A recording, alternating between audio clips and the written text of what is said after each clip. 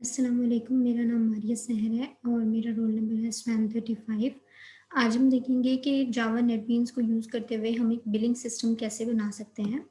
तो पहले देख लेते हैं कि बिलिंग सिस्टम है क्या चीज़। ये ऐसा सॉफ्टवेयर है जो कि हमें कोई भी बिल बना के देगा। ठीक है, बिल में ये होता है कि हम बिल में अपनी प्रोडक्ट वगैरह को एंटर करते हैं और उसकी प्राइस लिखते होते हैं और इसके बाद हमारे पास टोटल आ जाती है जिसको हम प्रिंट कर लेते हैं। यही है हमारे पास बिलिंग सिस्टम। इसको आज हमने बनाना है। इसके लिए रिक्वायरमेंट्स है हमारी कुछ, ये है कि हमारे पास जावा इन नेटबीन्स होना ज़रूरी है, जावा की नॉलेज होना ज़रूरी है और जे फ्रेम की नॉलेज होना हमारे पास ज़रूरी है। इसके बाद ये एक सैम्पल बिल है, इसी से मिलता जुलता बिल आज हम बनाने जाएंगे। तो यहाँ पे ये मैं नेटबीन्स में आ गई हूँ। फर्स्ट ऑफ ऑल हमने पहले तो ये करना है कि अपना एक फाइल क्रिएट करनी है, एक प्रोजेक्ट बनाना है और उसके बाद बना के देखते हैं। एक प्रोजेक्ट क्रिएट कर लेना है हमने।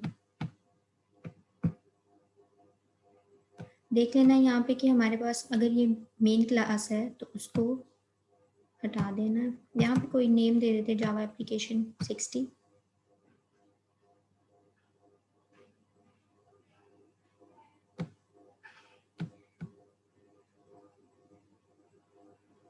नाउ हमारे पास यहाँ पे जावा एप्लीकेशन 60 है। यहाँ पे सोर्स पैकेज है, यहाँ जाएंगे, न्यू करेंगे, जी फ्रेम फॉर्म इसकी खोलेंगे। ये हमारे पास इसकी जी फ्रेम फॉर्म ओपन हो जाएगी।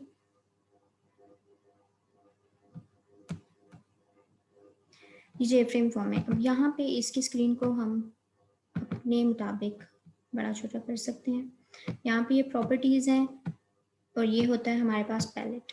तो डिज़ाइन के लिए हमें पैलेट की ज़रूरत होगी। ये है लेबल, ये इसको मैं यहाँ पे लेके आई। जैसे कि इसमें आप देख सकते हैं यहाँ पे मैंने अपना लेबल लगाया था एंड देन मैंने टेक्स्ट उस पर लिखा था। यहाँ पे भी लेबल लगा के आप इसको बड़ा कर लें, देन आप यहाँ पे टेक्स्ट लिख सकते हैं अपना।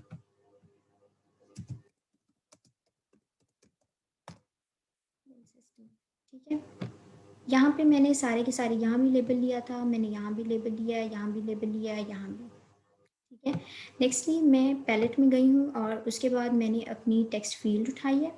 टेक्स्ट फील्ड को उठा के मैंने यहाँ पे रख दिया है। ठीक है, यहाँ पे कर लेते हैं। ये टेक्स्ट फील्ड उठाई और यहाँ पे रख दी।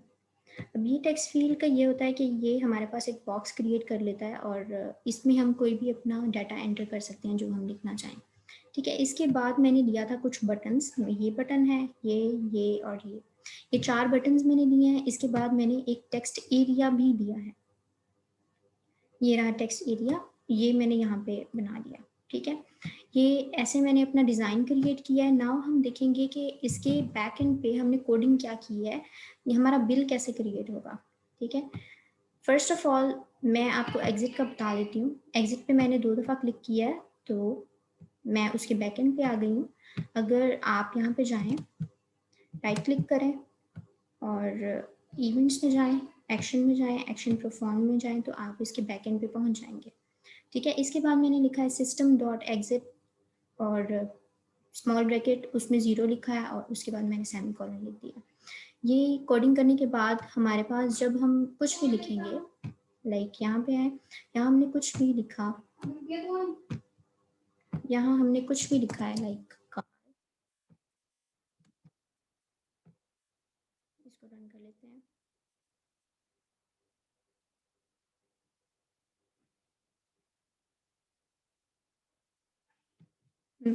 यहाँ पे हमने कुछ भी लिखा है लाइक कार लिखा है, यहाँ पे मैंने 1 लिख दिया है क्वांटिटी और प्राइस मैंने लिख दी है ये। इसके बाद मैंने कर दिया एग्जिट, क्योंकि मुझे कुछ नहीं करना, मैंने एग्जिट कर दिया। बैकएंड पे मैंने जाके कोडिंग अपनी कर ली थी। अब मैंने एग्जिट दबाया तो वो सारा का सारा जो हमारे पास आउटपुट था वो बंद हो जाएगा। एग्जिट का ये काम होता है। ठीक है, इसके बाद आप बटन पे आ जाएं क्लियर पे। ठीक है, क्लियर पे 2 दफ़ा क्लिक करेंगे तो आप इसके बैक एंड पे पहुंच जाएंगे। इसके अलावा आप राइट क्लिक करके इवेंट्स में जाके, एक्शन में जाके और एक्शन परफॉर्म में जाके भी इसके बैक एंड में जा सकते हैं। ठीक है, तो यहाँ पे आ जाते हैं, इसको डबल क्लिक करेंगे तो ये हम इसके बैक एंड पे पहुंच गए। ठीक है,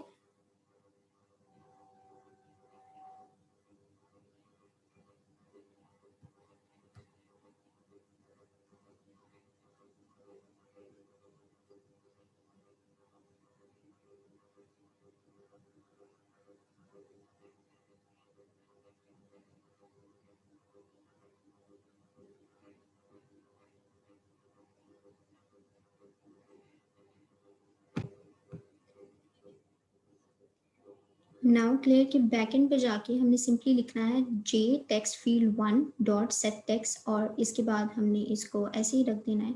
ठीक है, जे टेक्स्ट फील्ड वन, इसका हमें कैसे पता चलेगा, तो यहाँ पे आए, ये इसका देख लें, हमारे पास चेंज वेरिएबल नेम, तो इसने हमें वेरिएबल नेम बताया कि इसका नाम है जे टेक्स्ट फील्ड वन। ठीक है, ऐसे बाकियों का भी हम देख सकते हैं।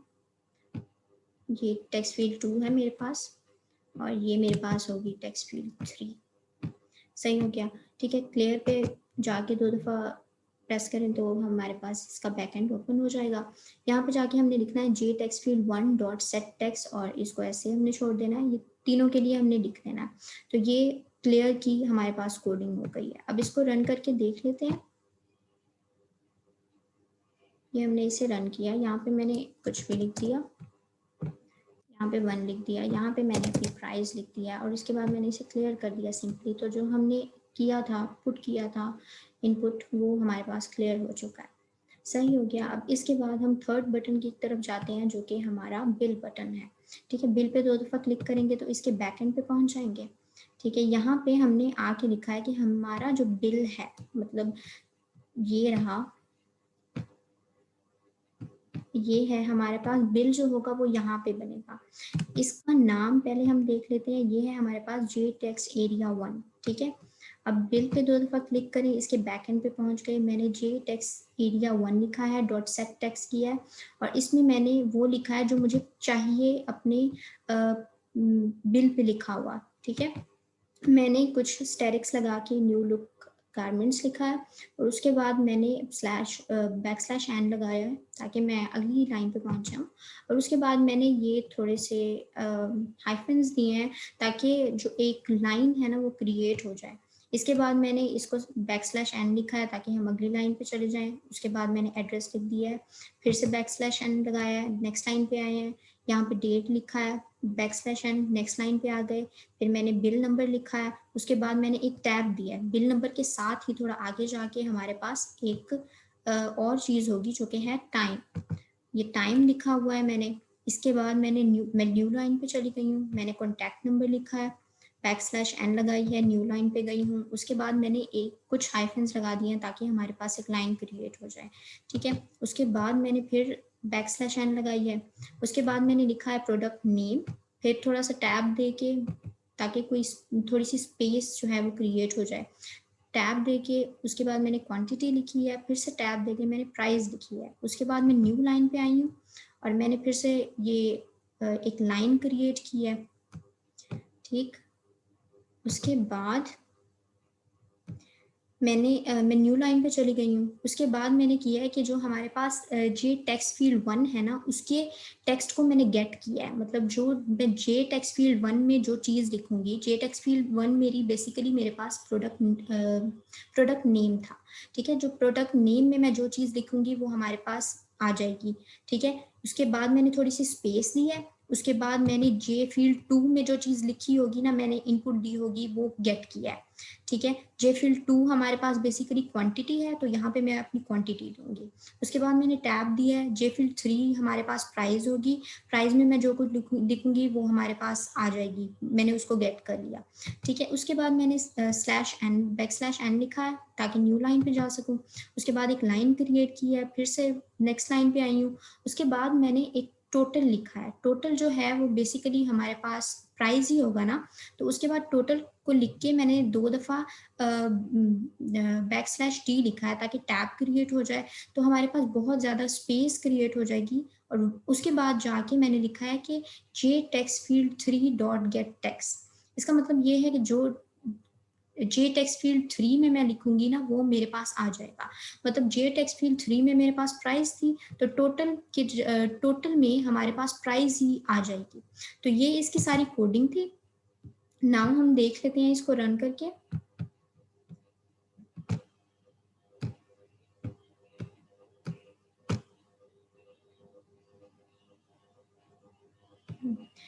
ये सारी कोडिंग हमने की है। पहले ये न्यू लुक लिखा हुआ आया है, फिर उसके बाद एक लाइन आ गई है, उसके बाद मॉडल टाउन ये एड्रेस है, उसके बाद डेट है, बिल है, उसके बाद हमने टैब लगाया था ताकि थोड़ी स्पेस हो, और उसके बाद टाइम लिखा था।